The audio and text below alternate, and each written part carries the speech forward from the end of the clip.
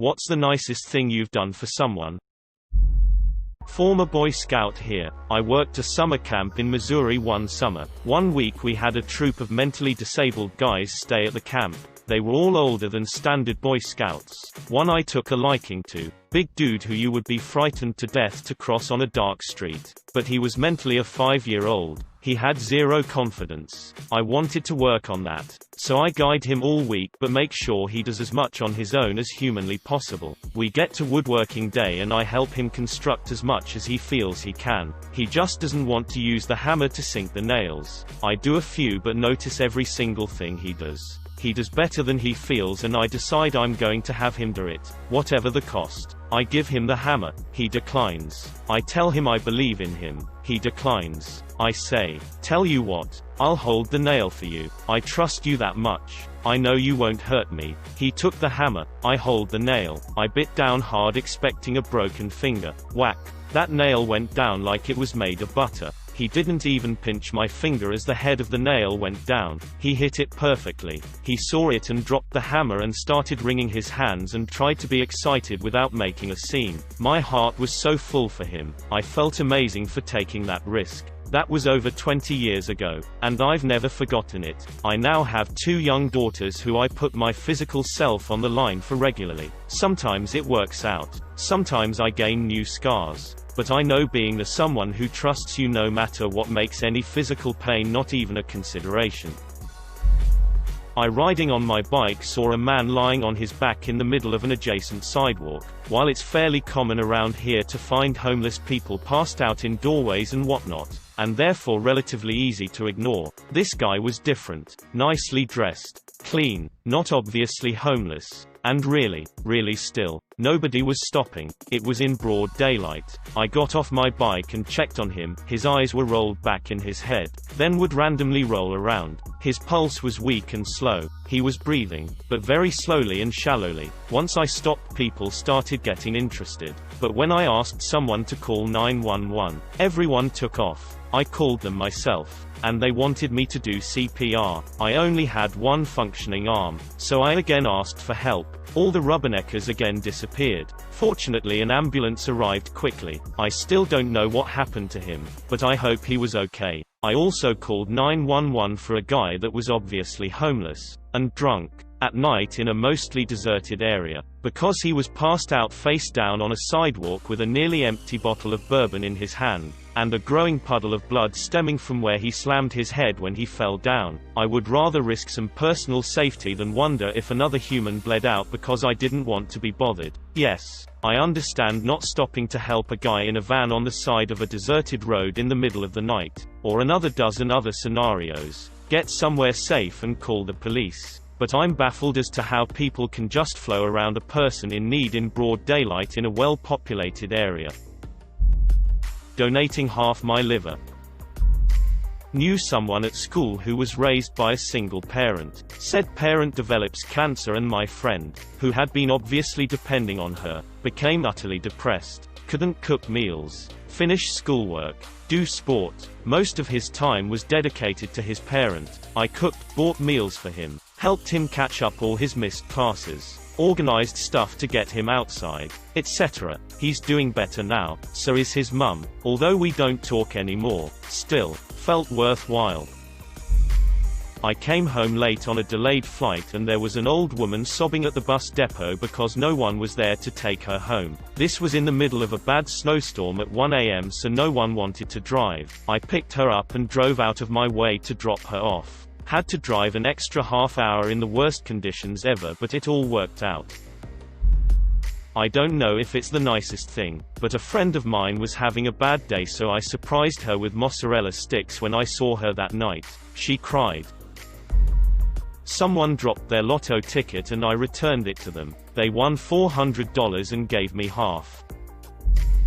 A friend I went to high school with is an elementary school teacher at a school without a lot of money. She did one of those GoFundMe but for teachers things. I can't remember the site exactly or what the project was, something tech related. She posted it on Facebook and there was a decent amount of sharing and stuff. But outside of a few $25 minus 50 donations, there wasn't a lot of actual activity. A month or two goes by and I check up on it again. It's only like halfway to the goal with a few weeks to spare. I finished it out and paid for the rest of it. I wanna say it was $300 or something like that. Never told anyone I know about it. Left it anonymous on the donation too. This is actually the first time I've mentioned it to anyone at all. Just felt good.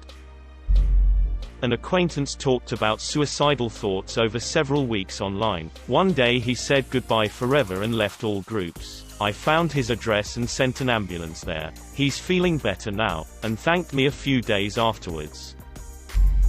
I got tipped $1,400 as a delivery driver before, so shortly after I gave about $200 to this single mom I worked with and gave random $20s to charities around Christmas. Also left some $20 tips. I helped a waitress at a restaurant I frequent. After a few months of patronage, I knew most of the staff and was on a first-name basis with them. I learned that she was working 6 days per week, 8 to 10 hours per day, and going to school full-time 5 days per week, 6 hours per day. Plus she traveled by bus between 2 and 3 hours per day. A quick bit of mental math. On a bad day she could spend 19 hours with her obligations, not counting bathing, eating, or homework.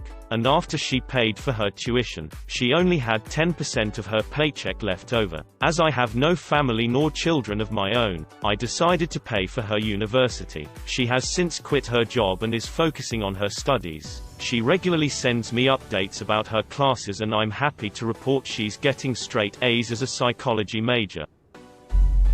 I switched from one type of insulin to another. After switching, I had about 30 vials of Novolog left over that I didn't need. We had a guy come out and do electrical work on our house and saw that he wore an insulin pump. I asked him what kind of insulin he used. He said Novolog. I asked him if he wanted my leftover, non-expired, still sealed vials. He said sure. I imagine he was thinking that it was going to be only a few. I loaded them all up into a Walmart bag and gave them to him. I don't know if he had to pay out of pocket or anything for his. But even if he did, the total cost to him for it could have well exceeded $1.500 in just co-pays alone. He was nearly in tears when I told him to keep it all.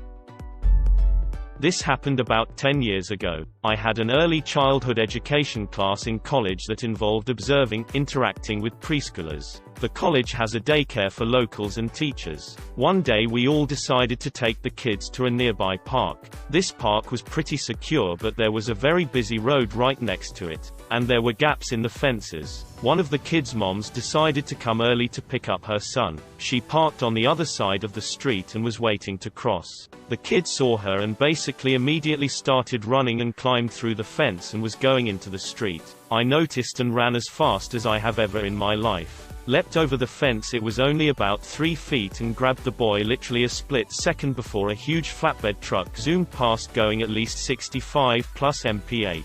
I looked up and saw the mom and tears were pouring from her eyes and she was screaming, because from her perspective all she could see would definitely give the impression her son was hit. So she runs over and I just hand her the boy and she's in total panic and terror. The instructor gets over and tells me thank you and says we are never coming to this park ever again. And she holds the mom as she's crying. I just stand there in shock. She took the kid home. We all walked the kids back to class. An old buddy of mine was having trouble with his graphic design homework and I was a year ahead of him in university, so he comes to me asking for help because he knows he isn't that good. I proceed to go to his room and sit there for a solid 6 hours helping him understand fundamentals, learn hotkeys, and answer any of his questions. The next day he says he is now passing and his teacher is proud of how much he has improved. He gives me a burrito and we call it even. Took the time to listen. There was this girl who was a grade below me. She didn't have a lot of friends. Seemed to come from a strict family. We went to a small school so it's hard not to at least know a face. On a school trip we got to talking. Her details are not important. I had been through some. Small school, small community. My was known. I assume that's why she opened up to me. Ran into her several years later. She said I saved her life with that conversation. She'd been thinking about Now she was thriving in college. I haven't forgotten that lesson. My boyfriend never thought his birthdays were a special thing. For his birthday I contacted all of his friends weeks in advance and asked them to send a short video of them wishing him a happy birthday, as some of them are abroad. I then made a compilation video of these as well as pictures of him growing up, just to show him how special he is to everyone around him, especially me, and how much he has impacted my life and so many others in such a positive way. I showed him this after I took him on a limousine ride to the Shard in London and gifted him a star in our names at the top of the building. He's done so much for me. I wanted his day to be just as special as he makes every day for me. I am a 9/11 survivor. I was in concourse when first plane hit. Long story very short, I was carried out by a police officer and put in an ambulance. As ambulance was pulling away, the first tower goes down. The cop's body was found 4 months later. His 2 kids go to college on me. I did it anonymously. Not all us Wall Street guys are pricks. Just most of them.